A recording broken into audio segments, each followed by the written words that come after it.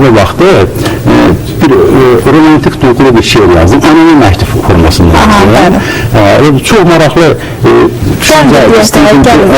bir qar bəlkə təkər verəcək. Anama məktub. Ana, gələcəyim mən Kəndəhərdən, gələcəm rahatlıq bürünə köksün. Bir də istəmirəm hər süngül, hər dəm mənim yoxluğuna göz yaş töksün. Bilirəm, gəlməsən yollar boyunda Söğüt kölgəsindən kövrətlənərsən. Gəlməsən bir oğlan bir qız toyunda, olmasan fikirlə bizə gələrsən. Ana, təzə evdə xalçalar sarılın, İstisə düzəldim, bir azca olduq, qohum, tanışlara xəbər göndərin, bəlkə ikilikdə gələsi olduq. Bu sevgi şeirində xahiş etsən var? Sevgi şeirim.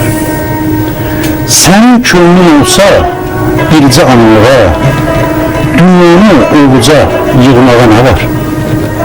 Sənin könlün olsa oda, yanğıya, göydə ışıq olub yanmağa nə var? Şaxtada, boranda, bayırda qalsan, sənin nəfəsinlə diriləcəyəm. Quş kimi yüksəlib göylərə qalxsan, sənin həsrətinlə tez inəcəyəm. Sənin könlün olsa, ay könlü olar, bircə an içində bir uca dağ.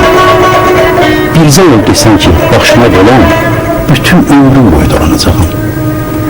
Gecəli gündüzlü, hər saat, hər qan, sənin imdadına uzanıb alım. Sənin könlün olsa, bir günə bəndən, ayağın altına yıxılıb edir. Teşekkür ederim. Buyurun. Eşkıya o dile bir bülbülün alan anadan